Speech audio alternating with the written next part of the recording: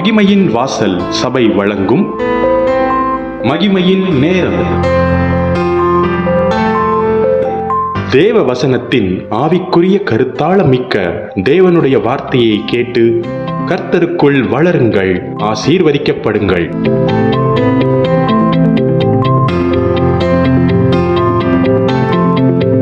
இச்செய்தியினை உங்களுக்கு வழங்குபவர் மகிமையின் வாசல் சபையினுடைய போதகர் பாஸ்டர் சங்கர் அவர்கள். கர்த்தர்தாமே உங்களை ஆசீர்வதிப்பாராக. நாம் பார்க்க போகிறது என்னுடைய செய்தியினுடைய தலைப்பு நீதிமானின் ஆசீர்வாதம். ஹல்லேலூயா. இப்போ ரோமர்கள் நிருபம் 5ஆம் அதிகாரம்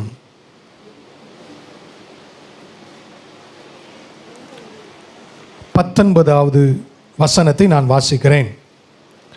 அன்றியும் ஒரே மனுஷனுடைய கீழ்ப்படியாமையினாலே அநேகர் பாவிகள் ஆக்கப்பட்டார்கள். அந்த ஒரு மனுஷன் போது அவர் ஆதாமை குறித்து சொல்லப்பட்டிருக்கிறது. ஆதாமை தேவன் சிருஷ்டித்த காரியம், அவனை மண்ணில் உண்டாக்கி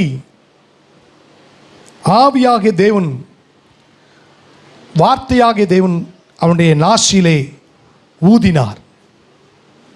ஊதும் பொழுது அவனுக்குள் ஆவி வந்தது. அந்த ஆவி ஜீவனை கொண்டு வந்தது. அவன் ஜீவ ஆத்மாவானான். இந்த மனுஷனுக்குள் ஆவி எப்படி வந்தது என்கிற ஒரு செய்தி யூடியூப்பில் இருக்குது. அதை போய் பாருங்கள் நம்முடைய யூடியூப்பில். அப்போ அப்படி அவன் உண்டாக்கப்பட்டான்.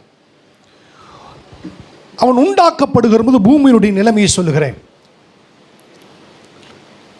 பிசாசானவன் ஆதாம் உண்டாக்கப்படுறதுக்கு முன்பாக அவனும் அவனு கூட்டத்தாரும் பூமியிலே தள்ளப்பட்டு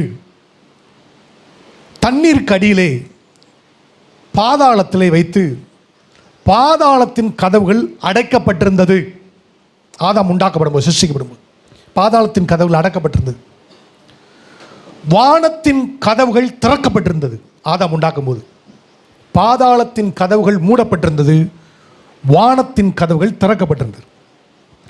ஆதாம் ஜீவ ஆத்துமா ஆன உடனே ஒரு பெரிய பட்டாபிஷேகம் என்று சொல்லுவார்கள் அல்லவா, இளவரசனை ராஜாவாக மாற்றுகிற ஒரு நிகழ்வு என்று சொல்லுவார்கள். ஆதாமை இந்த பூமிக்கு ராஜாவாக்கும்படி திறக்கப்பட்ட வானத்தின் வழியாக அநேகம் ஆயிரம் தூதர்கள் இறங்கி வந்தார்கள். அந்த தூதர்களுடைய கைகளிலே எக்காலங்கள் இருந்தது. அந்த தூதர்கள் கையில் கீத வாக்கியங்கள் இருந்தது. அப்பொழுது கர்த்தராகிய இயேசு கிறிஸ்துவினுடைய கரத்திலே ராஜமுடி இருந்தது. அந்த ராஜமுடியை பற்றி பார்க்கலாம், வாசிக்கலாம். சங்கீதம் புத்தகம் 8ஆம் அதிகாரம்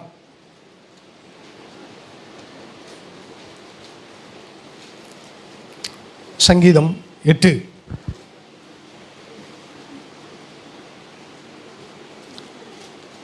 8ஆம் அதிகாரம் 5ஆம் வசனம். மனுஷனை நீர் தேவதூதரிலும் அப்படின்னு போட்டிருக்காங்க, ஆனால் மையாமல் ஆயிடுச்சு. நான் அப்படி வாசிக்கிறேன். நீர் அவனை தேவனை உம்மினும் சற்று சிறியவனாக்கினீர். தேவனுக்கு அடுத்தபடியாக அவரை உண்டாக்கினீர். அப்புறம் அடுத்த வருஷம் செஞ்சுப்போம். மகிமையினாலும் கனத்தினாலும் அவனை. அப்போ தேவனுடைய கரத்தில் இருந்துச்சுன்னா என்ன மணி முடி இருந்துச்சு கேட்டிங்கன்னா, மகிமை கனம் என்கிற மணிமுடி இருந்தது. அப்போ ஒரு தூதன் பலத்த சத்தமிட்டு சொன்னான், இதோ இந்த பூமிக்கு ராஜாவாக ஆதாமையும் ராணியாக ஏவாளையும் ராஜாத்தி ராஜாவாகிய கர்த்தர் இன்று முதல் நிர்ணயிக்கிறார் என்று சொல்லும் பொழுது எக்காலங்கள் முழங்க, கீத வாக்கியங்கள் முழங்க, இந்த மகிமையும் கனமும் உள்ள கிரீடம் அவருடைய தலையில் சூட்டப்பட்டது. அப்பொழுது அந்த ஆவிக்குரிய உலகத்தில் பாதாளம் அடைபட்டிருந்தது. வானத்தின் பலகணிகள், வானத்தின் கதவுகள் திறந்திருந்தது. அவன் எதை ஆட்சி செய்தான்? இயற்கையின் மேல் ஆளுகை உடையவனாக இருந்தான். விலங்குகள் மேல் அதிகாரம் உள்ளவனாக இருந்தான். பிசாசின் மேல் அதிகாரமுடையவனாயிருந்தான். தேவ தூதர்களும் இவனுக்கு கீழ்ப்பட்டிருந்தார்கள். தேவதூதர்கள் ஆதாமுக்கு கீழ்ப்பட்டிருந்தார்கள். தேவன் முதலாவது, இரண்டாவது மனிதன், மூன்றாவது தூதர்கள், நான்காவது மிருகம், ஐந்தாவது பிசாசு. இப்படிப்பட்ட ஒரு பட்டியல் அடிப்படையிலே ஆதாம் முடிசூட்டப்பட்டிருந்தான். தேவனுக்கு அடுத்த காரியத்திலே ஆதாம் இருந்தான். ஆதாமுக்கு கீழாக தூதர்கள் இருந்தார்கள். தூதர்கள் வேலைக்காரர்கள். ஆதாம் தேவனுடைய பிள்ளையாக இருந்தான். பின்பு மிருகங்கள் இருந்தது, இயற்கை இருந்தது, கடைசி பொசிஷனில் டீமன் இருந்தது. இவன் ஒரு வார்த்தை சொன்னால் அத்தனையும் அப்படியே கீழ்ப்படியும். அப்படிப்பட்ட ஒரு அற்புதமான சிருஷ்டிப்பாக தேவன் வைத்திருந்தான். அப்படிப்பட்ட சூழ்நிலையில் இருக்கும் பொழுது தேவன் அங்கே ஒரு சட்டத்தை ஏற்றினார். முதல் ஆவிக்குரிய சட்டங்கள் இருக்கிறது. ஆவிக்குரிய பிரமாணம் என்று சொல்லுகிறோம். ஆவிக்குரிய சட்டம். ஆவிக்குரிய சட்டம்னா உலக சட்டம் போல் அது இருப்பதில்லை. ஆவிக்குரிய சட்டம் என்ன செய்யுறீங்களா? ஒருத்தர் மேலே இருக்க வியாதி இன்னொருத்தர் மேலே தூக்கி வச்சிரும். ஒருத்தர் மேலே இருக்க சாபத்தை இன்னொரு மேலே தூக்கி வச்சிரும். ஒருத்தர் மேலே இருக்க பாவத்தை இன்னொரு மேலே தூக்கி வச்சிரும். அதனால் பாருங்கள், ஆவியிலே பலம் இல்லாதவர்கள் மற்றவர்களுக்காக ஜெபிக்கும் பொழுது அவங்களுக்கு என்ன வியாதி இருக்குதோ, அவங்களுக்கு என்ன பலவீனம் இருக்குதோ, ஜெபிக்கிறவர்கள் பெற்றுக்கொள்கிறார்கள். அந்த அழைப்பும் அந்த கிருபையும் இல்லாதவர்கள், அந்த அவங்களுக்கு இருக்க வியாதி இவங்களுக்கு வந்துடுது, அவங்களுக்கு இருக்க பலவீனம் இவங்களுக்கு வந்துடுது, அவங்களுக்கு இருக்கிற சுகையினம் இவங்களுக்கு வந்துருக்கு, அவங்களுக்குள்ள இருக்கிற பிசாசு இவங்களுக்குள்ள வந்துடுது. அந்த ஆவிக்குரிய பிரமாணம் அப்படி இருக்குது. அது அப்படி தான் வேலை செய்கிறது. அப்போ தேவன் அங்கே ஒரு காரியத்தை சொல்லுகிறார் பாருங்க.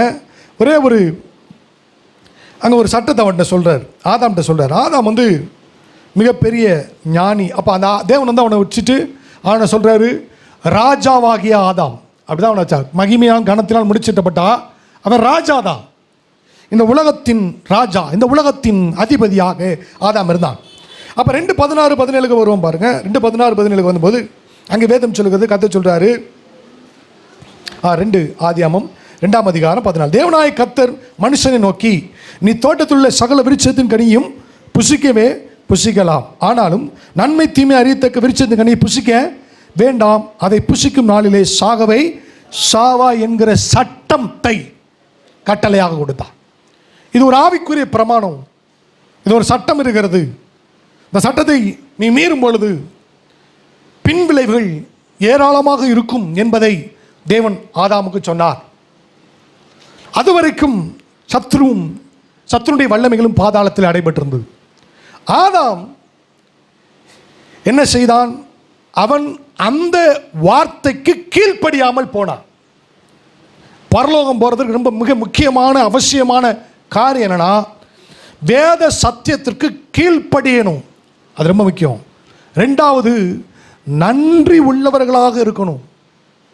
என்ன செய்யணும்? நன்றி. 3வது, மனம் திரும்பணும். இந்த 3 குவாலிட்டி நீங்கள் கடைசி வரைக்கும் இந்த பூமியில் உங்களுக்குள்ளே இருந்துச்சுன்னா நிச்சயமாய் நீங்கள் பரலோக ராஜ்யத்தை சுதந்திரித்துக் கொள்வீர்கள். அல்லேலூயா. அவன் முதலாவது அவன் என்ன செஞ்சாங்க கேட்டீங்கன்னா, கீழ்ப்படியாமல் போனான். அதான் ரோமர் 5:19 ஒரு மனுஷனுடைய கீழ்ப்படியாமையினாலே அவனுடைய கீழ்ப்படிதல் இல்லை அவனுக்குள்ள. அவன் கீழ்ப்படிய மறுத்து விட்டான். தேவனுடைய சட்டத்தை அவன் வந்து மீறினான். நன்மை தீமை அறியத்தக்க கனியை சாப்பிட்றதுக்கு முன்னால் அவனுக்குள்ளே உண்டானதுன்னா அந்த கீழ்ப்படியாமை நடந்தது. அப்போ கீழ்ப்படியாமை நடக்கும்போது என்ன நடந்துச்சுன்னு கேட்டிங்கன்னா, பாதாளம் கதவை திறந்துருச்சு. அந்த கீழ்ப்படியாமையில் பாதாளம் கதவு திறந்துருச்சு. வானம் கதவு அடைபட்டு விட்டது. முதல்ல இப்படி இருந்து இப்படி பார்த்தானா பரலோகத்தையும் பரலோகத்தில் இருக்க தேவதூதர்களையும் தேவனையும் பார்ப்பான். நீங்கள் அப்போஸ்தலர் நடவடிக்கையில் பார்த்தீங்கன்னா, ஸ்தேவான் ஆவியில் நிறைஞ்சு இப்படி பார்க்குறான். வானம் திறக்கப்பட்டிருக்கிறதையும் தேவனுடைய வலது வாசத்தில் குமாரனாக இயேசு கிறிஸ்து நிற்பதையும் கண்டான். அப்படி தான் இருந்துச்சு. அப்படி தாங்க இருந்துச்சு. அவன் அப்படி தான் இருந்துச்சு. அப்படி தான் இருந்தான் ஆதாம். இப்போ பார்க்குறான், வானம் பூட்டப்பட்டிருக்கு, பாதாளம் திறந்துருச்சு. பாதாளத்தின் கதவுகள் என்ன செஞ்சிச்சு? அதெல்லாம் இயேசு சொன்னார், பாதாளத்தின் வாசல்கள் சபையை. அப்போ சபை பாதாளத்தின் வாசல்கள் திறந்துருச்சு பாருங்க. பாதாளத்துக்குள் அடைபட்டிருந்த பாதாளத்திலிருந்து யார் வெளியே வந்தான்னு கேட்டிங்கன்னா, யார் வந்தாங்க? ரோமர்கள் 5ஆம் அதிகாரம் 12ஆம் வசனம். ரோமர்கள் 5ஆம் அதிகாரம் 12ஆம் வசனம். இந்த ரோமர் 5ஆம் அதிகாரம் 12ஆம் வசனத்துக்கு திரும்புவோம். வாசிக்கலாம். நான் வாசிக்க சேர்ந்து வாசிப்போமா? வாசிப்போம். இப்படியாக ஒரு மனுஷனாலே பாவமும் போதும். அப்போ பாதாளத்திலிருந்து என்ன வெளியே வந்துச்சு? பாவம் வெளியே வந்துச்சு.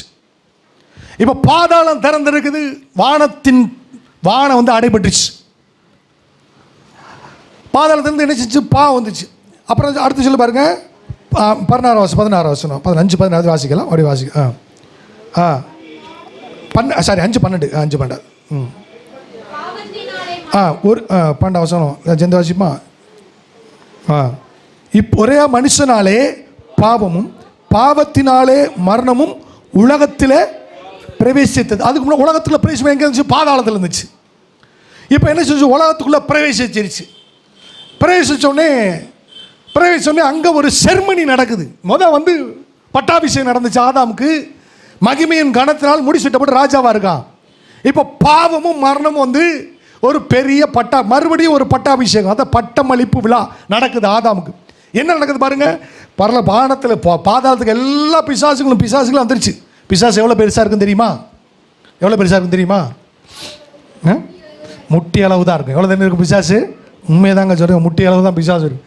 எல்லா பிசாசுகளும் இந்த பூமியையும் 1ஆம் வானத்தையும் 2ஆம் வானத்தையும் ஆளுகை செய்கிறது. இப்போ அதான் நடக்குது.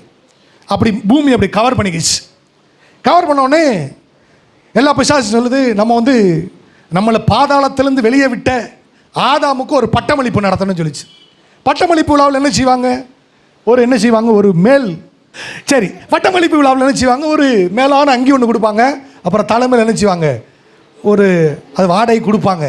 இவனுக்கு உண்மையாக கொடுத்துட்டான் பிசாசு, தலைமையில் வச்சுச்சு. உடனே ஒரு பிசாசு வந்துச்சு. இவங்களுக்கு ஆதாம் மேலே வச்சு எல்லா பிசாசும் சுற்றி நிற்கிது. ஆதாம் அப்படியே நிற்கிறான். ஏன்னா முன்னால் மகிமைக்கு சூடப்பட்டவன் இல்லை. நான் எங்களை திறந்து விட்டீங்க, உங்களுக்கு நான் கௌரவிக்க வேணாமா? சரி, என்ன செய்யணும்? என்ன சொன்னேன்? உங்களுக்கு ஒரு பட்டம் அளிக்கிறோம். என்ன பட்டம்? முன்னாள் ராஜாவாகிய ஆதாம், உங்களுக்கு ஒரு பட்டம் அளிக்கிறோம். என்ன பட்டம் அப்படின்னோடனே ஒருத்தன் பிசாசு வேகமா ஆதாமுக்கு அந்த கருப்பு கோட்டை போட்டு விட்டு அவன் சொன்ன எல்லாம் கைதட்டி, இன்றிலிருந்து ஆதாம் பாவி ஆகிய ஆதாம் என்று அழைக்கப்படுவான். அல்லேலூயா. அப்படி ஆகி போச்சுங்க. அதெல்லாம் வசனம் சொல்லி ரோமர் 5:19 வாசிப்போம். ரோமர் 5:19. அன்றியும் ஒரே மனுஷனுடைய கீழ்ப்படியினாலே அநேகர் பாவிகளாக்கப்பட்டார்கள். அப்போ பாருங்க, அவனுக்கு அந்த கோட்டு போடுறேன். அவன் சொல்றான், இன்றிலிருந்து பாவியாகிய ஆதாம். தேவன் அவனை ராஜா வச்சிருந்தாரு. பாவியாகிய ஆதாம் வச்சு. அப்புறம் பட்டமளிப்பு விழாவில் கையில் என்ன செய்வாங்க? இயேசு ஆதாமை ராஜாவாக்குன பொழுது அவனுடைய கையிலே மகிமையான அதிகாரத்தை கொடுத்திருந்தார். இப்போ பிசாசின் கையில் பாருங்க ஒரு சர்டிஃபிகேட் கொடுத்தாங்க. என்ன கேட்டீங்கன்னா, அதை பிரித்து படித்து பார்த்தா அந்த சர்டிஃபிகேட் இருந்துவிட்டு, பாவம் என்கிற இந்த பட்டமளிப்பு விழாவிலே பட்டத்தை பெற்றுக்கொண்ட ஆதாமுக்கு மரணத்தை பரிசாக அளிக்கிறோம். அவ்வளோதான் பாருங்க. ஆதாம பாவமும் மரணமும் சூழ்ந்து கொண்டது. நல்லா கவனிங்க, இதான் நடந்துச்சு. அப்போ பாவி அப்படின்னு என்ன அர்த்தம் கேட்டிங்கன்னா, பாவின்றமே, பாவினா என்ன அர்த்தம்? அப்போ நான் ஒரு அர்த்தத்தை சொல்கிறேன். பாவினா என்ன அர்த்தம்? பாவி என்றால் பிசாசுடையவன் மரணத்துக்கு சொந்தக்காரன். சொல்லுவோம், பாவி என்றால் பிசாசுடையவன் மரணத்திற்கு சொந்தக்காரன். சத்தமா சொல்லுங்க. பாவி என்றால் பிசாசுடையவன் மரணத்திற்கு சொந்தக்காரன். மரணன்றது பிசிக்கல் டெத் இல்லை, பிசிக்கல் டெத்து தான், ஆனால் நித்திய மரணத்தை குறிக்கிறது இது. இப்போ ஆதாம் இந்த நிலைமைக்குள்ள தான் இருக்கிறான். இது எதனால் வந்துச்சு? ஒருவனுடைய கீழ்ப்படியாமையினாலே. அப்போ ஆதாமுடைய நிலைமை இப்படி இருக்கு. அவன் ஆவிக்குரிய ரீதி என்ன செஞ்சுட்டான்? வானம் அடைபட்டுருச்சு, பாதாளம் திறந்துருச்சு. அவனுடைய நிலைமை எப்படி ஆயிடுச்சு. அப்போ நீங்கள் ஒருத்தரை பார்க்கும் பொழுது, நீங்கள் யாராவது போய் உங்களை பாவின்னு சொன்னால் நீங்கள் ஏற்றுக்கிறீங்களா? நீங்கள் பாவத்திலே வாழ்ந்துட்டு இருந்தாலும் பாவின்னு சொன்னால் ஏற்றுக்கிற மாட்டீங்க.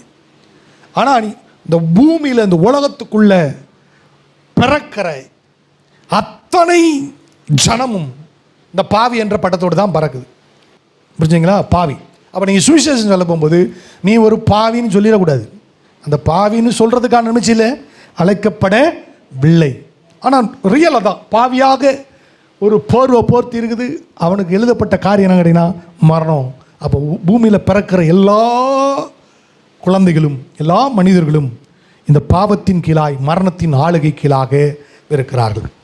இப்போ தேவன் என்ன செய்கிறார் அப்படின்னா, இந்த பாவியை மீட்டெடுக்க வேண்டும் என்கிற ஒரு திட்டத்தை போடுறார். அவ கீழ்ப்படியாமைன்றது எவ்வளோ பெரிய காரியங்களுங்க. அந்த கீழ்ப்படியாமைன்றது மிகப்பெரிய விளைவுகளை உங்கள் வாழ்க்கைக்குள் அது கொண்டு வந்துவிடும் என்று இங்கே வேதம் சொல்லுகிறது. சரி, அப்போ பார்க்கலாம் பாருங்கள். அப்போ இயேசு கிறிஸ்து இந்த பூமிக்குள்ளே வர்றார். 5ஆம் அதிகாரம் 19ஆம் வசனத்தினுடைய பின்பகுதியை நம்ம சேர்ந்து வாசிக்கலாம். பின்பகுதியை பார்ப்போம். ஒருவருடைய கீழ்ப்படிதலினாலே அநேகர், அந்த ஒருவர் யாருன்னா இயேசு கிறிஸ்து, அவருடைய ஒருவருடைய கீழ்ப்படினா எல்லாரும் பாவியாக்கப்பட்டாங்க. பாவினா பிசாசுடையவன், மரணத்திற்கு சொந்தக்காரன். அதான் பாவிக்கு அர்த்தம் என்னன்னா, பிசாசுடையவன், மரணத்திற்கு சொந்த. யாருக்கு என்ன பேர் வேணாலும் வைக்கலாம், ஆனால் ஆவிக்குரிய ஒரு பேர் இருக்குது, அது பாவி. ஸோ அந்த பாவத்திலிருந்து மீட்டெடுக்கிறதுக்காக அவர் எப்படி வர்றார்? வரும் பொழுது கீழ்ப்படிதலோடு வருகிறார். அவருடைய வாழ்நாட்கள் எல்லாம் தேவனுடைய வார்த்தைக்கும் தேவனுக்கும் குமாரனாகி இயேசுக்கு என்ன செஞ்சார்? கீழ்ப்படிந்தார். அந்த வசனம் பாருங்க. ஒருவருடைய கீழ்ப்படிதினாலே அநேகர் நீதிமான்களாக்கப்படுகிறார்கள். அப்போ இவர் என்ன கீழ்ப்படிந்தார் என்பதை நான் உங்களுக்கு காண்பிக்க விரும்புகிறேன். எபிரேயர் நிருபம் 10ஆம் அதிகாரம் 17. எபிரேயர் 10:17 போகும் பாருங்க.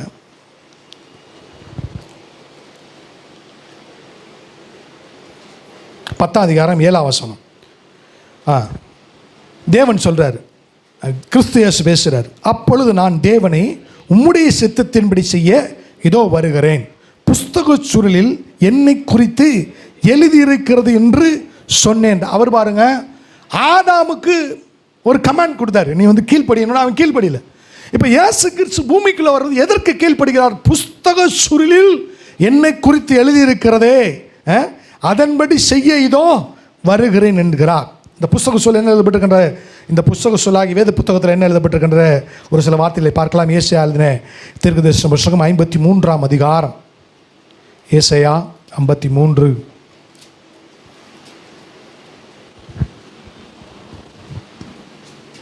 11-12 எல்லாம் சேர்ந்து வாசிக்கலாமா? எல்லாம் சேர்ந்து. அவர் தமது, சத்தமாக வாசிங்க, தமது ஆத்தும வருத்தத்தின் பலனை கண்டு திருப்தியாகுவார். என் தாசனாகிய நீதிபரர் தம்மை பற்றும் அறிவினாலே அநேகரை நீதிமான்களாக்குவார். அவர்களுடைய அக்கிரமங்களை தாமே சுமந்து கொள்வார். அவர் தம்முடைய ஆத்துமாவை மரணத்தில் ஊற்றி அக்கிரமக்காரர் ஒருவராக எண்ணப்பட்டு அநேகருடைய பாவத்தை தாமே சுமந்து அக்கிரமக்காரராக வேண்டிக் கொண்டு நிறுத்தும் அநேகரை அவருக்கு பங்காக கொடுப்பேன். பலவான்கள் அவர் தமக்கு கொள்ளையாக பங்கிடுவார். வாசம் பார்த்தீங்களா, அக்கிரமங்களை தாமே சுமப்பார்னு போட்டிருக்கு. அடுத்த வசனத்தில் போட்டிருக்கு அநேகருடைய பாவத்தை தாமே சுமந்து. அப்போ 11ஆம் வசனத்திலும் 12ஆம் வசனத்திலையும் தேவன் சொன்னார், குமாரனாக இயேசுவே நீங்கள் பூமிக்கு போய் அநேகருடைய பாவத்தையும் அக்கிரமத்தையும் நீங்கள் சுமக்கணும். நான் ஏற்கனவே சொன்னேன், ஸ்பிரிச்சுவலில் அக்கிரமத்தை இன்னொருத்தர் மேலே சுமத்தலாம், சாபத்தை இன்னொருத்தர் மேலே சுமத்தலாம், வியாதியை இன்னொருத்தர் மேலே சுமத்தலாம். ஸ்பிரிச்சுவலில் டிரான்ஸ்ஃபர் ஆகும். அப்படி ஒரு நிமிஷத்தில் என்ன செஞ்சிடும்? டிரான்ஸ்ஃபர் ஆயிரும். யாராவது ஒரு சிக்னஸில் படுத்திருக்காங்கன்னு வச்சுக்கோங்க, தேவனுடைய அழைப்பு இல்லாமல் பலன் இல்லாமல் போய் ஜோம் பண்ணால் அந்த சிக்னஸ் ஜோம் பண்ணுறவங்களுக்கு வந்துடும். யாராக இருந்தாலும் உடனே டிரான்ஸ்ஃபர் ஆயிரும். ஏன் இதனால் வந்தது அப்படின்னு கேட்டால் அவங்க சொல்லுவாங்க, அவங்களுக்கு ஜோம் பண்ணேன், அவங்க எப்படிப்பட்ட வியாதி உள்ளாக இருக்கார்களோ அப்படியே எனக்கு வந்துருச்சு. ஸ்பிரிச்சுவல் அப்படி டிரான்ஸ்ஃபர் ஆகும் பாருங்க. அது அப்படி தான் இருக்கும் ஸ்பிரிச்சுவல். அப்போ ஆவிக்குரிய உலகில் கர்த்தர் சொல்கிறாரு, அந்த பாவத்தை எல்லாம் நீங்கள் சுமக்கலாம் அப்படின்னு சொல்கிறாரு. அப்போ இயேசு கிறிஸ்து என்ன செய்கிறாரு? இயேசு கிறிஸ்து வரும்பொழுது அப்படியே கீழ்ப்படுகிறார். யாருக்கு? பிதாவாகிய தேவனுக்கு. புஸ்தக சொல்லி என்ன பற்றி எழுதப்பட்டிருக்கிறதோ ஏசாயா 53:11-12 படி நம்முடைய அக்கிரமங்களையும் நம்முடைய பாவங்களை என்ன செஞ்சார்? சுமந்து கொண்டுவதற்காக வந்தார். அதான் வேதம் சொல்லுகிறது, நம்முடைய பாவங்களை சுமந்து தீர்க்க வெளிப்பட்ட ஆட்டுக்குட்டி. அப்போ 1 பேர் புத்தகத்தில் சொல்லப்பட்டிருக்கிறது, சிலுவையில் தாமே தம்முடைய பாவங்களை அவர் சுமந்தார் என்று சொல்லப்பட்டிருக்கு. அப்போ இயேசு வந்த உடனே அவர் அப்படியே கீழ்ப்படிந்தார். எது வரைக்கும் கீழ்ப்படிந்தார்? பிலிப்பியர் 2ஆம் அதிகாரம் 8ஆம் வசனம். பிலிப்பியர் 2:8 2ஆம் அதிகாரம் 8ஆம் வசனத்துக்கு போவோம் பாருங்க. பிலிப்பியர் 2:8 வாசிக்கலாம். அவர் மனுஷரூபமாய் காணப்பட்டு மரண பரியந்தம், அதாவது சிலுவையின் மரண பரியந்தம் கீழ்ப்படிந்தவராகி எதுவரைக்கும் சிலுவையில் கடைசியா முடிந்தது என்று சொல்லுகிற வரைக்கும் வேத புத்தகத்தில் என்ன எழுதப்பட்டதோ அதன்படியே கீழ்ப்படிந்திருந்தார். நான் சொல்றேன் பாருங்க, ஸ்பிரிட் ஆஃப் ஒபீடியன்ஸ் வேணும். ஹோலி ஸ்பிரிட்டுக்கு எது ரொம்ப ஹோலி ஸ்பிரிட்டுக்கு எது ரொம்ப பிரியன்னு கேட்டீங்கன்னா, நீங்கள் தேவனுடைய வார்த்தைக்கும் அவருடைய சத்தத்திற்கும் நீங்கள் கீழ்ப்படிவீர்களானால் அதுதான் பெரிய ஆசீர்வாதம் நான் சொல்கிறேன். ஹல்லேலூயா. ஆனால் அந்த ஸ்பிரிட் ஆஃப் தேவனுடைய வார்த்தைக்கு கீழ்ப்படியாமல் இருக்கிறது, தேவனுடைய வார்த்தைக்கும் ஆவியானுடைய சத்தத்திற்கும் கீழ்ப்படியாமல் இருக்கிறது என்ன கொண்டு வரும் கேட்டிங்கன்னா, உங்கள் வாழ்க்கையில் பாதாளத்தின் கதவுகளை திறந்து விட்டுரும். அப்போ இயேசு கிறிஸ்து என்ன செஞ்சானா, மரண பரியந்தம் பிந்தின ஆதாம் முந்தின ஆதாம் பாவியாகிய ஆதாம் என்ன செஞ்சாங்கன்னா திறந்து விட்டுருந்தான். இயேசு கிறிஸ்து பூமிக்குள்ள வரும்போது பாருங்க, அவர் பாவியா வரல. அதனால பிசாசு சொல்லிச்சு நீ பரிசுத்தன்னு சொல்லிச்சு. பாவினா என்ன அர்த்தம்?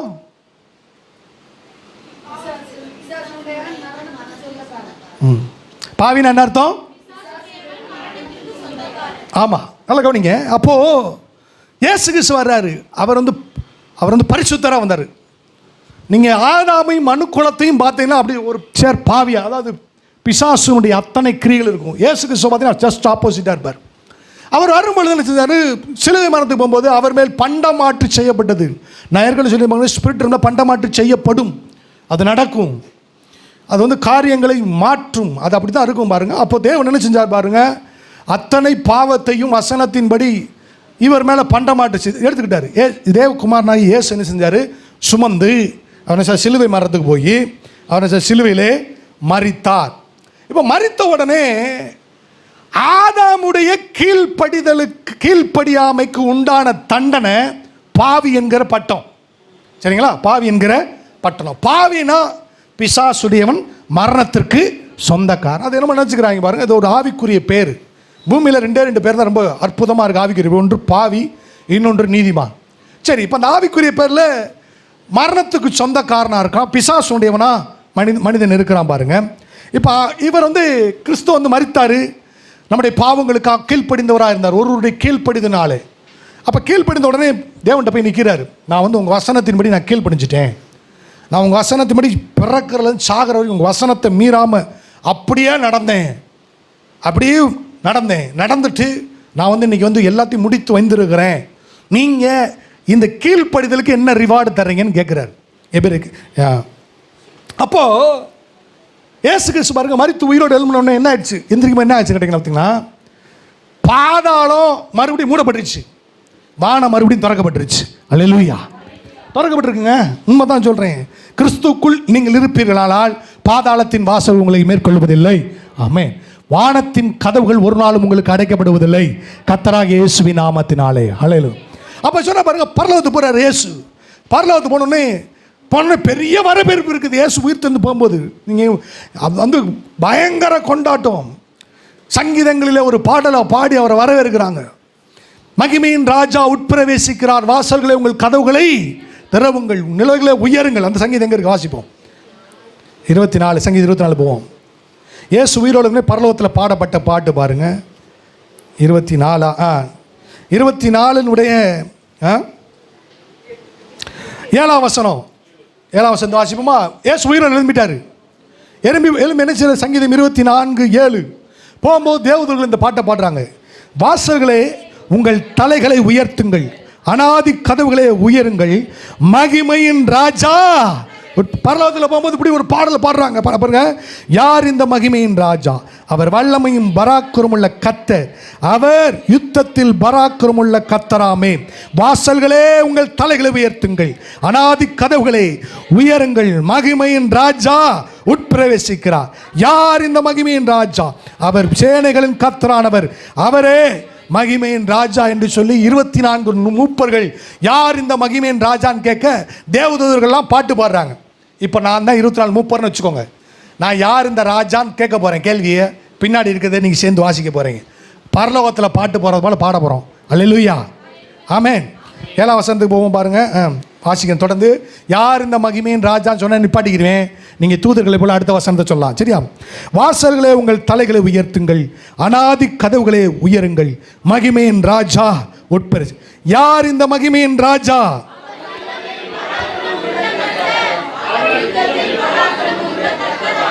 ஆமென். வாசல்களே உங்கள் தலைகளை உயர்த்துங்கள், அனாதி கதவுகளே உயருங்கள், மகிமையின் ராஜா உட்பிரவேசிக்கிறார்.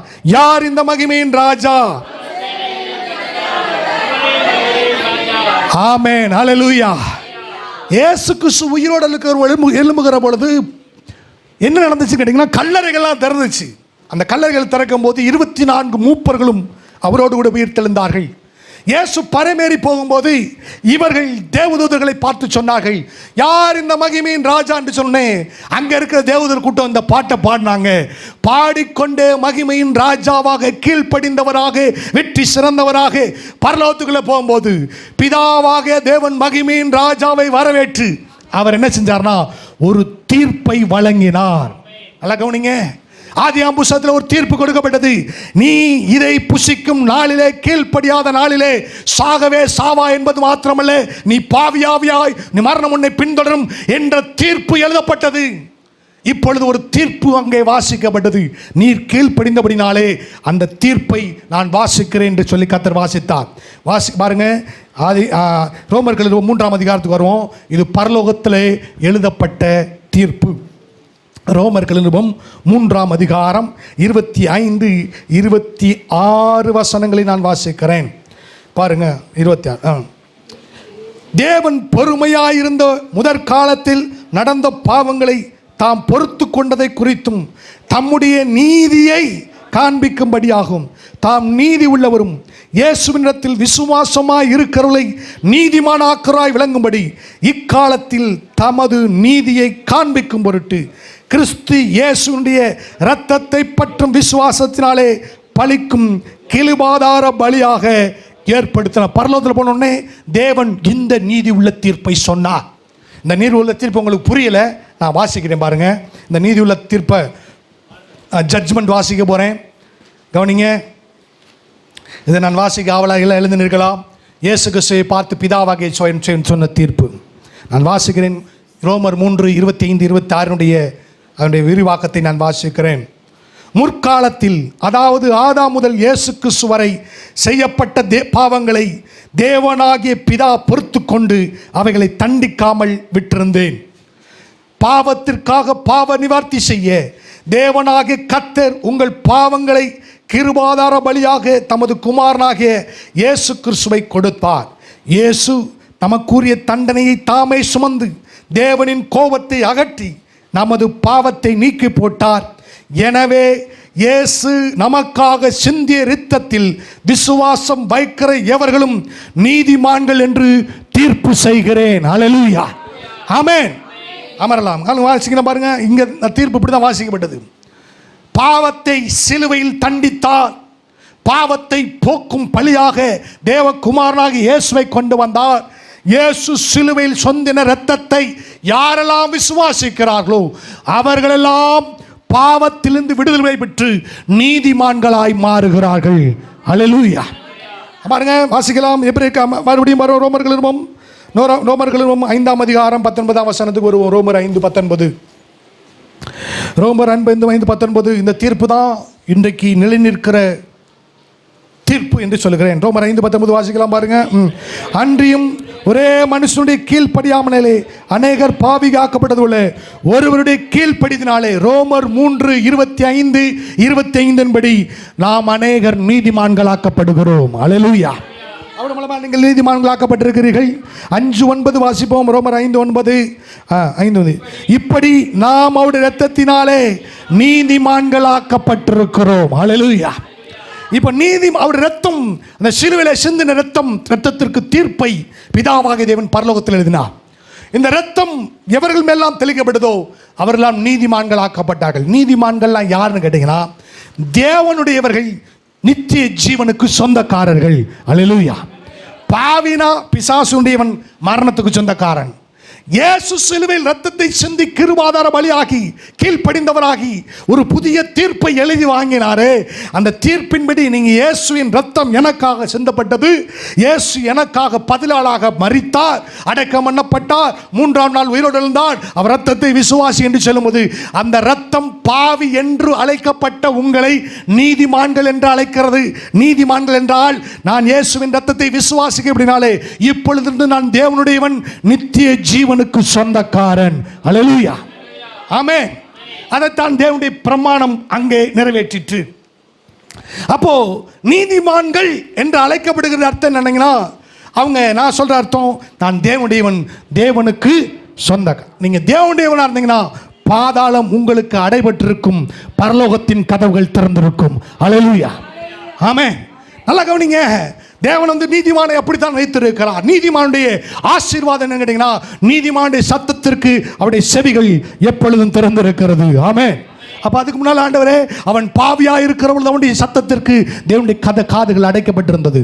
பழைய ஏற்பாட்டில் ஜெபத்திற்கு 100% பதில் இல்லை, ஆனால் புதிய ஏற்பாட்டிலே 100% பதில் ஆமென் என்று இருக்கிறது.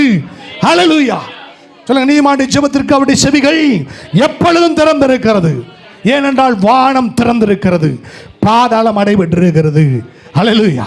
அப்ப வேதம் சொல்லி பாருங்க, நீதிமான் என்று சொல்லும் பொழுது அவன் தேவனுடையவனாக சிலுவையின் சிந்தின இரத்தத்தினால் மாற்றப்படுகிறான், நித்திய ஜீவனுக்கு உரியவனாய் மாறுகிறான். அப்ப நித்திய ஜீவனுக்கு உரிய நான் மாறிட்டேங்க, நான் மாறிட்டேன். மாறுனா நீங்க நீதி உள்ளவர்களா இருக்கணும் கேட்டீங்கன்னா நிச்சயமா இருக்கணும். நீதிமான் என்பது இலவசமாய் அவருடைய இரத்தத்தினால் உண்டாக்கப்பட்ட கிருபை. அதே நேரத்தில் நீங்கள் நீதி உள்ளவர்களாய் நடக்க வேண்டும் என்றும் வேதம் சொல்லுகிறது.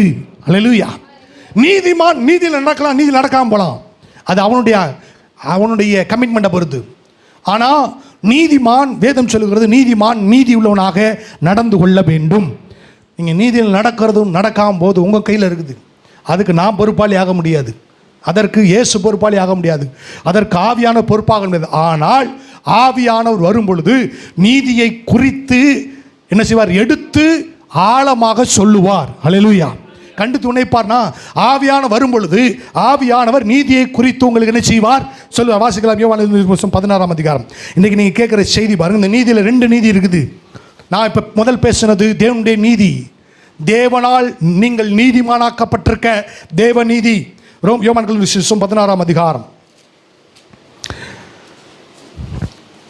8ஆம் வசனம், 16:8. அவர் பாவத்தை குறித்தும் நீதியை குறித்தும் நியாய தீர்ப்பை குறித்தும் உலகத்தை கண்டித்து, அவர் ஆவியானவர் தேவ நீதியை குறித்தும் நீதியை குறித்தும் எடுத்து உங்களுக்கு ஆழமாக நீங்கள் உணர்ந்து கொள்ளும்படி சொல்லுவார். அல்லேலூயா. அதைத்தான் இன்னைக்கு காலையில் கேட்குறீங்க, ஆவியானவர் சொல்றாரு பாருங்க. அப்போ நீங்கள் தேவனால் நீதிமானாக்கப்பட்டிருக்கிறீர்கள், கர்த்தருக்கு ஸ்தோத்திரம். ஆனால் நீதியில் நடக்க வேண்டியது ரொம்ப முக்கியம் பாருங்க. யாசிக்கலாம் லூக்காவின் சுவிசேஷ புத்தகத்தில் நீதியில் நடந்த ஒரு மனுஷனை நான் காண்பிக்கிறேன். இப்போ இது ரொம்ப முக்கியம். இதுதான் ரொம்ப நீதிமான ஆக்கப்பட்ட பிறகு நீதியில் நடக்காமல் போகிறது பாருங்க. அது உங்களை என்ன செஞ்சுங்கன்னா, கீழ்ப்படிதல், மனம் திரும்புதல், தேவனுக்கு நன்றியோடு இருக்கிறது, இந்த 3 காரியம் பரலோகத்துக்கு கொண்டு போய் சேர்த்துரும். லூக்காவின் சுவிசேஷ புத்தகம் 1ஆம் அதிகாரம்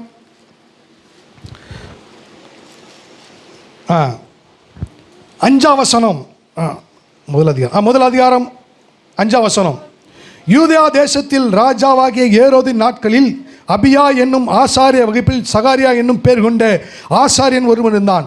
அவன் மனைவி ஆரோனுடைய குமாரத்திகள் ஒருத்தி, அவர் பேர் எலிசபெத். அவர்கள் இருவரும் கர்த்தரிட்ட சகல கற்பனையும்படியும் நியமங்களின்படியும் குற்றமற்றவர்களாய் நடந்து தேவனுக்கு முன்பாக நீதி உள்ளவர்களாக இருந்தார்கள். சரியாய் தேவனுக்கு முன்பாக நடந்து கொண்டார்கள். அல்லேலூயா. நீங்க நீதிமானா இருந்துட்டு நீங்க குற்றமுள்ளவர்களா வாழ முடியும், தேவனுக்கு முன்பாக நிறையுள்ளவர்களா வாழாம இருக்க முடியும். ஆனா நீங்க எப்படி உங்களை கமிட் பண்ணணும்னா, நான் நீதிமான் ஆகையினால் தேவனுக்கு முன்பாக நான் குற்றமற்றவனாக கற்பனைகளை கை கொள்ளுகிறவனாக தேவனுக்கு முன்பாக நீதி உள்ளவர்களாக இருப்பேன். அல்லேலூயா. ரெண்டுமே வேணும். நீங்க நான் நீதிமான் சொல்லிட்டு நிற்க முடியாது. நீதிமான் தன் நடக்கையிலே அந்த நீதியை காண்பிக்க வேண்டும். அல்லேலூயா. அப்ப பாருங்க, மக்கள் என்ன நினைக்கிறாங்க, அவன் நீதியை நடந்தான், ஆனால் அவன் வாழ்க்கையில் குறைவு இருந்தது, குழந்தை இல்லை. நீதியாக நடக்கணும் வாழ்க்கையில் குறைவு இருக்குமா? நான் சொல்றேன், உங்க ஆவிக்குரிய வாழ்க்கை என்றையுமே குறைவில்லாம இருந்தா ஒரு நாளில் இந்த உலகத்தின் குறைவை தேவன் நிறைவாக்குவார். அல்லேலூயா. நான் சொல்றேங்க, நிறைய பேர் ஜெபிக்க அழைக்கும் போது அவங்களுடைய காரியம் என்ன தெரியுமா? அவங்களுடைய தனிப்பட்ட காரியம், அவங்க குடும்பங்களுக்குள்ள கடந்து போகும்போது நல்ல செழுமையா இருந்தோம், நல்ல கொழுமையா இருந்தோம், சர்ச்சுக்கு போனோம், எல்லாம் போனோம், ஆனால் இன்னைக்கு ஒண்ணுமே இல்லை. ஆனால் நான் சொன்னேன், என்னையும் என் சபைக்கு வர ஜனையும் ஒரு நாளும் கர்த்தர் தாழ விடவே இல்லை. அல்லேலூயா. கீழே போலங்க. ஒரு வீட்டுக்குள் கடந்து போகும்போது நான் முதலாவது காரியத்தை என்ன செய்வேன்? ஜெபிக்கிறவங்களா, வேதம் வாசிக்கிறவங்களா, தேவனுடைய வார்த்தையின்படி நடக்கிறவர்களாக இருக்க வேண்டும் என்றுதான் வேத வசனத்தை கொண்டு, ஆவியானவரை கொண்டு பிரயாசப்படுகிறோம். அல்லேலூயா. அப்போ உங்களுடைய வாழ்க்கை எப்படி இருக்குன்னு கேட்டீங்கன்னா, நீதிமானா இருக்கணும், அதே நேரத்தில் நீதி உள்ளவர்களாக இருக்கணும். ரொம்ப முக்கியம். வாசிக்கலாம் பாருங்க, இந்த நீதிமான ஆசீர்வாதங்களே. ஒரு காரியத்தை வாசிக்க, எபிரேயர் நிருபம் 12ஆம் அதிகாரம். எபிரேயர் நிருபம் 12ஆம் அதிகாரத்துக்கு போவோம். எபிரேயர் நிருபம் 12ஆம் அதிகாரம் 12:23. பரலோகத்திலே பேரில் எழுதியிருக்கிற முதல் பேரானவர்களின் சர்வ சங்கமாகிய சபையினிடத்திற்கும் யாவருக்கும் நீதிமதியாகிய தேவனிடத்திற்கும் பூரணமாக்கப்பட்ட நீதிமான்களுடைய ஆவிகளிடத்திற்கும். பாருங்க, நீதிமானா அவனுடைய ஸ்பிரிட் வந்து பூரணமாக்கப்பட்டது. உங்க ஸ்பிரிட் பூரணமானது. சொல்லுங்க, என்னுடைய ஆவி பூரணமாக இருக்கிறது. சொல்லுங்க, என்னுடைய ஆவி பூரணமாக இருக்கிறது. நீதிமானுடைய ஆசீர்வாதம், உங்க ஸ்பிரிட் வந்து 100% பெர்ஃபெக்டா இருக்கு. சொல்லுங்க, என்னுடைய ஆவி 100% பூரணமாக இருக்கிறது. ஆவியானவராலே முத்திரை வைத்து பாதுகாக்கப்படுகிறது. ஹல்லேலூயா. உங்க ஆவில தாங்க இருக்கு. நீங்க ஆவியில 100% பூரணமாக இருக்கிறீர்கள். உங்க ஆத்துமாவிலையும் உங்கள் சரீரத்தின் கிரியைகளும் கிடையாது. சொல்லுங்க, ஆவி 100% பூரணமாக இருக்கிறது. இப்ப அடுத்து என்னன்னா, உங்க ஆத்துமாவையும் உங்கள் செயல்களையும் பூர்ணப்படுத்தும்படி கர்த்தர் மறுபடியும் தன்னுடைய நீதியை உங்களுக்கு சொல்லிக்கொண்டே இருக்கிறார். அல்லேலூயா. அப்போ அதான் சொல்லுவோம், பூர்ணமாக உங்கள் ஆவி ஸ்பிரிட் 100% பர்ஃபெக்ட். பட் உங்கள் மைண்டு, உங்களுடைய சரீரத்தின் கிரிகள் பூர்ணமானது கிடையாது. அது கிறிஸ்து வரைக்கும் அதை கீழ்ப்படுத்த வேண்டும். தேவனுக்கு அது நன்றி சொல்ல வேண்டும். அதை மனம் திரும்பணும். அதை பூர்ணத்தை நோக்கி போகணும். அல்லேலூயா. அப்போ பூர்ணமாக்கப்பட்ட ஆவி. சொல்ல, என்னுடைய ஆவி பூர்ணமாக்கப்பட்டது. ஹல்லேலூயா. அப்போ அதான் பூர்ணமாக உங்கள் ஸ்பிரிட் வந்து அப்படி மகா பரிசுத்த ஸ்தலமாக இருக்குது. சொல்ல, என்னுடைய ஆவி மகா பரிசுத்த ஸ்தலமாக இருக்கிறது. அங்கே வானத்தையும் பூமியையும் உண்டாக்கின இயேசு ஜீவிக்கிறார். ஹல்லேலூயா. அதுக்குள்ளே அப்போ நீதிமானுடைய ஆசீர்வாதங்களை, பெரிய ஆசீர்வாதம் இயேசு எனக்குள்ளே. ஹல்லேலூயா. நான் சொல்கிறேன், என்னுடைய ஆவிக்குரிய வாழ்க்கை ஒரு நாளும் கீழே இறங்க விட மாட்டேன்னு யார் தீர்மானிக்கிறார்களோ அவர்கள் தேவைகளை கர்த்தர் இன்னைக்கெல்லாம் நாளைக்கு சந்திப்பார். ஆமென். அதான் ரொம்ப முக்கியம். பாருங்க, அப்போ ஆவிக்குரிய வாழ்க்கை அது ஸ்டாண்டர்டாக இருக்கணும். என்னுடைய ஜெப வாழ்க்கை, என்னுடைய வேத வாசிப்பு, நான் கர்த்தருக்காக வாழ்கிறது, நான் அப்படி ஸ்டாண்டர்டாக போயிட்டே இருக்கேன்னா, ஒருவேளை சகரியா எலிசபெத்து போல குழந்தை இல்லாத போல சில குறைவுகள் இருந்தாலும் உலகம் காணும்படி கர்த்தர் நம்மை உயர்த்துகிறதை காண்பார்கள். ஹல்லேலூயா. எது முக்கியன்றது ரொம்ப முக்கியம். அதான் ரொம்ப முக்கியம். ஸ்பிரிச்சுவல் லைஃப், தேவனோடு நடக்கிற ஒரு நடக்க. சரி, நீதிமொழிகள் 10ஆம் அதிகாரத்துக்கு வரும். சில ஆசீர்வாதங்களை உங்கே சொல்லியிருக்கிறது. கர்த்தருக்கு மகிமை உண்டாகும். கர்த்தர் ஸ்பிரிச்சுவலாகவும் பிளஸ் பண்ணுறவர், ஆவிக்குரிய ரீதியாகவும் பிளஸ் பண்ணுறவர், பொருளாதாரத்திலையும் ஆசீர்வதிக்கிறவர் என்று சொன்னால், ஆனால் முதலாவது உங்கள் ஆவிக்குரிய வாழ்க்கை ரொம்ப செழுமையுள்ள இருக்கணும்னா நீதிமொழிகள் 10ஆம் அதிகாரம். ஆசீர்வாதம் ஏன் வேணும்? அது ரொம்ப முக்கியம். பாருங்க, ஆசீர்வாதம் ஏன் வேணும்னா, கொடுக்கிறதுக்கு ஆசீர்வாதம் வேணும். தலைகளாகி போச்சு, என்ன ஆகி போச்சு? ஆசீர்வாதம் எனக்கு வேணும். ஆண்டவர் என்ன சொன்னார்? நீ நிறையா கொடுக்கணுன்றாரு. ஆண்டவரே, இருந்தால் கொடுப்பேனே. இருக்கிறதுல கொடுறா, இருக்கிறதுல கொடு. அதிகமாக நான் ஜோம் ஆண்டவர் நான் கொடுப்பேன். இருக்கிறதுல கொடுக்குறேன். கொஞ்சம் தான் இருக்குது, கொடுக்குறேன். நீங்கள் நினச்சிட்டீங்க ஆசீர்வாதம் எல்லாம் என் குடும்பத்துக்கே நான் போதிப்பேன், ஒவ்வொரு நாளும் போதிப்பேன். நிறைய சபைகளை கட்டி கொடு. எந்த ஊழியக்காரர் வந்தாலும் பணத்தை எடுத்து கொடு. இருக்கோ இல்லையோ கொடு. கர்த்தரு கொடு. தேவனுடைய ராஜ்யம் வளரட்டும் விசுவாசி. அவன் உன்னுடைய குடும்பம் செழித்திருக்கும். நல்லா கவனிங்க. இதுதான் தேவன் உங்களை ஆசீர்வதிக்க காரணம். நீங்கள் என்ன நினைக்கிறீங்க? 5 அப்பா 2 மீன் இருக்க, எல்லாத்தையும் மறைச்சு வச்சிரு.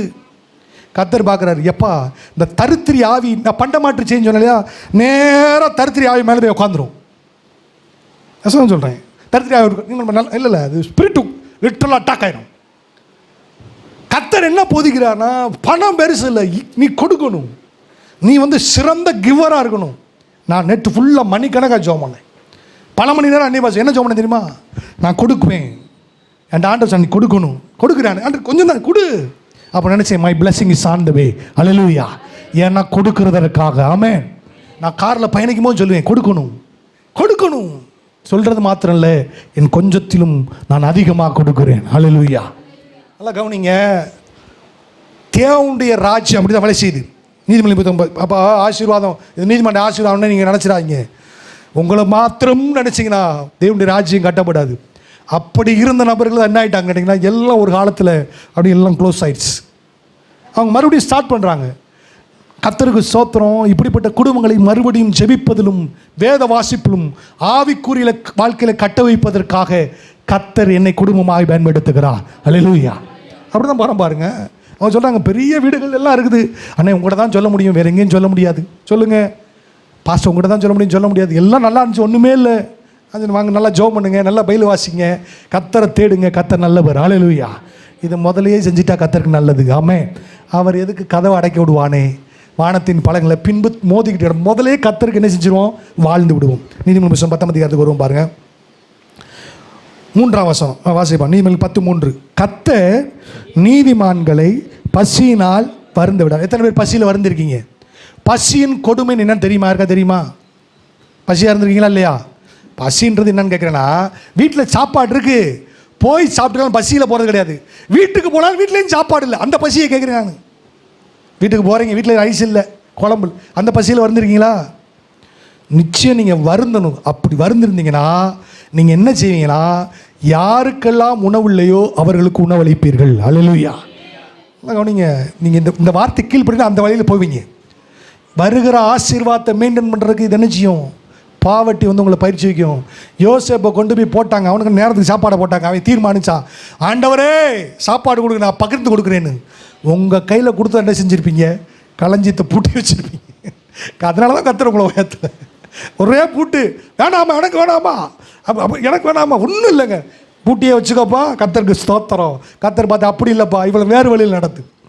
அப்போ பாருங்க, அவன் பசியில் வருந்து இருக்கிறான். அவன் சொன்ன தெரியுமா, அவன் வந்தாலும் களஞ்சியத்தை கொடுத்தா குறைஞ்சிருமே, குடுறா கர்த்தர் நல்லவர், அல்லி கொடுத்தா. அதான் யோசேப்பு. அல்லேலூயா. அப்படி வந்திருக்கீங்களா யாராவது? யாருமே கடந்து போகல. நான் போயிருக்கேன். அல்லேலூயா. எங்கள் குடும்பம் போயிருக்கு. ஆமென். அதனால சொல்லுவேன், பசியில் வருந்துறவங்களை கண்டா கொடுக்குற ஆள் என் குடும்பமாக தான் இருக்கும். அல்லேலூயா. நல்லா உண்மை சொல்கிறீங்க. சரி, காசு இல்லாமல் எத்தனை பேர் ஊருக்கு ட்ராவல் பண்ணியிருக்கீங்களா? ஊருக்கு போகிறீங்க, இங்கேருந்து போகிறதுக்கு தான் காசு இருக்குது, திரும்பி போகிற காசு எத்தனை போயிருக்கீங்களா? அப்படி போவீங்களா யாராவது? நான் போயிருக்கேன். ஒய்ஃபோட போயிருக்கேன். போயிட்டு திரும்ப வர்றதுக்கு என்ன பண்ணுறது? அப்போ தான் யோசிப்பேன், என்னமா நீ ஊழியக்காரன் ஒன்று இருக்கக்கூடாதுடா, ஊழியக்காரன் அள்ளி கொடுக்கணும். நான் ஆனால் கர்த்தர் கைவிடலை, அது வேறு விஷயம். கர்த்தர் என்ன செய்யலை? கைவிடலை கர்த்தர். அல்லேலூயா. ஆண்டவர் நல்லவர். நீங்கள் என்ன நினைக்கிறீங்க? கர்த்தர் உங்களுக்கு கொஞ்சம் செழுமையாக அடிச்சோன்னே, கதையே ராஜ்யத்துக்காக கொடுத்தேன்ப்பா, சரி வச்சுக்க போ. ஆனால் கர்த்தர் என்ன சொல்கிறாருன்னா, இவனுக்கு ஒரு பாடத்தை கற்பிக்கணும் போல், எல்லா ஆசீர்வாதத்தை கதவுல அடைச்சி கத்தாவே கொடுக்குறேன்னு கத்த வைக்கணும் போல.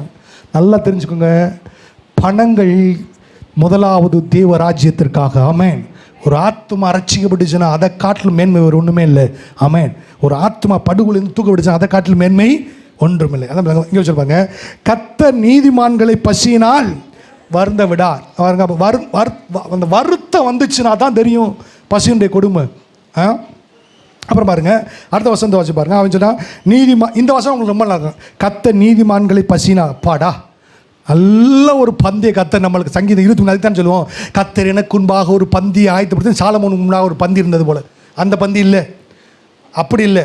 அப்போது இது கர்த்தர் என்ன சொல்கிறான்னா, பாரு, நீங்கள் மற்றவனுக்கு ஆசீர்வாதிகமாக இருக்கும்படியாக தான் கர்த்தர் உங்களை ஆசீர்வதிக்கிறார். நல்லா புரிஞ்சுக்கோங்க, இதுதான் பிரமாணம். அடுத்த வருஷம் பாருங்க, அடுத்த வருஷம் பாருங்க. அடுத்த வருஷம் நீதிமானை பற்றி எங்கே போட்டு பாருங்க.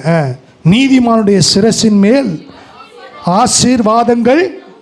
ஆசீர்வாதம்னு சொல்ல பன்மையில் சொல்லியிருக்கு. ஆசீர்வாதங்கள்லாம் சரி தங்கும். உங்கள் தலைமையில் என்ன தங்கி இருக்குது? கிருபை தங்கி. சரி, ஆசீர்வாதங்கள் தங்கும். அப்புறம் பாருங்க, நீதிமானுடைய பேர் புகழ்பெற்று விளங்கும். அப்புறம் அடுத்த வசனம் நீதிமானுடைய 13ஆம் வசனம் 12ஆம் வசனம் 11. நீதிமானுடைய வாய் ஜீவ ஊற்று. அப்புறம் நீதிமானுடைய பிரயாசம் ஜீவனும் ஜீவன். அப்புறம் மட்டும் பாருங்க, நீதிமானுடைய 20ஆம் வசனம் நீதிமானுடைய வாய் சுத்த வெள்ளி. 21 நீதிமானுடைய உதடுகள் அநேகரை போஷிக்கும்.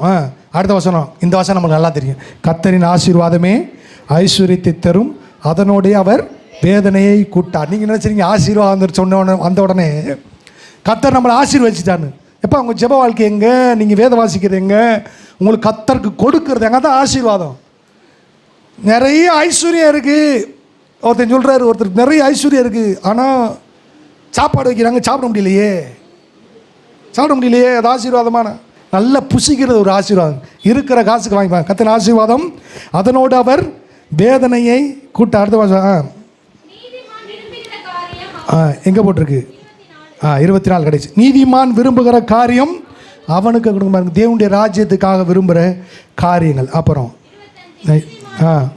வாசிங்க. நீதிமானோ நித்திய அசைக்கப்படுவதில்லைன்றதை அதை பட்டுப்பாங்க.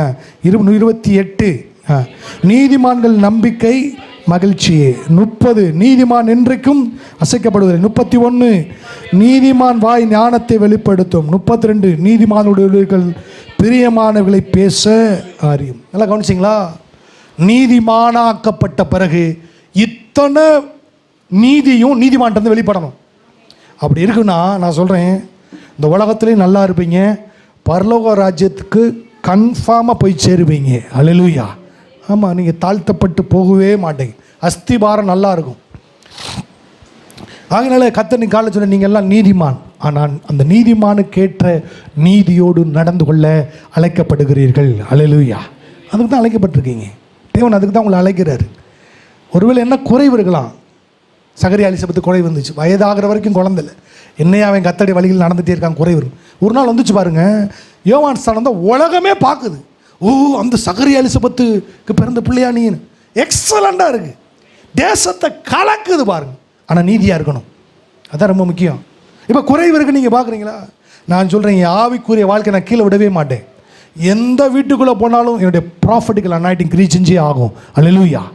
ஒரு வார்த்தைனாவது வரும் பாருங்க. அவங்க சொல்லுவாங்க, இது வந்து தேவனிடத்துலேருந்து வந்தது, அதை அப்படி தொலைத்துக்கிட்டு போகும் பாருங்க.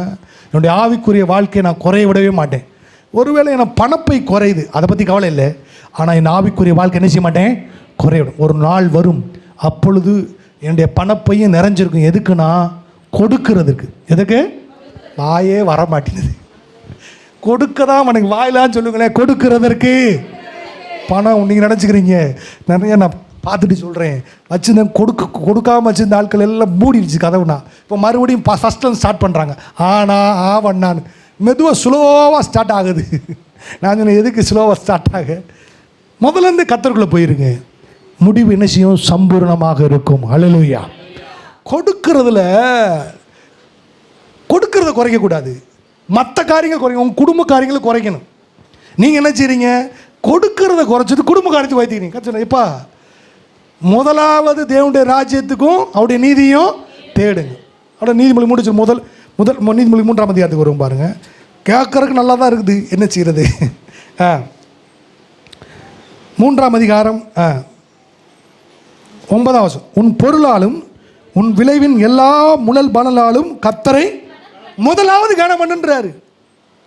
நீங்கள் என்ன, நீங்கள் இந்த பிரிண்டட் பேப்பருக்கு இப்போ இந்த தேவ ராஜ்யத்தை புரிஞ்சுக்கொள்ள மாட்டேன்றீங்க. இப்படி செஞ்சீங்கன்னா கிழக்கிலும் மேற்கிலும் தெற்கிலும் வடக்கிலும் வந்து எதிர்பாராத இடங்களிலிருந்து நன்மைகள் ஏராளமாய் வரும். அதான் இங்கே சொல்லி பாருங்க. அப்பொழுது 10ஆம் வசனம், அப்பொழுது உன் களஞ்சியங்கள் பூரணமாய் நிரம்பும், உன் நாளைகளில் திராட்சரசம் புரண்டோடும் பூட்டி வச்சுக்கோங்க. கர்த்தருக்கு சோத்திரம். அல்லேலூயா. பூட்டக்கூடாது. யோசேப்பை மாணிக்க தன் களஞ்சியங்களை திறந்து கொடுக்கணும். அல்லேலூயா. நான் சொன்னேன், அப்போ இன்னும் களஞ்சியம் நிரம்பும். கர்த்தர் பூரணமாய் நிரப்புகிறவர். இதுதான் கர்த்தர் சொல்ற நீதிமானுடைய ஆசீர்வாதம். தேவன் உங்களை அப்படி தான் வச்சுருக்காரு. கர்த்தர் நீதிமொழி 10ஆம் அதிகாரத்தில் சொல்லப்பட்டது போல நீதிமொழி 10 பாருங்கள், 10 சொல்கிறார், 10:22, நீதி கர்த்தரின் ஆசீர்வாதமும் ஐஸ்வர்யத்தை தரும், அதனோடு அவர் வேதனையை கூட்ட மாட்டார். அப்போ நீதிமான்களுக்கு ஐஸ்வர்யம் வச்சிருக்கிறாரு. கர்த்தர் உங்களை பரிபூர்ணமாக ஆசீர்வதித்து உங்களை என்ன செய்வார்? பெருக பண்ணுகிற தேவனாக இருக்கிறார்.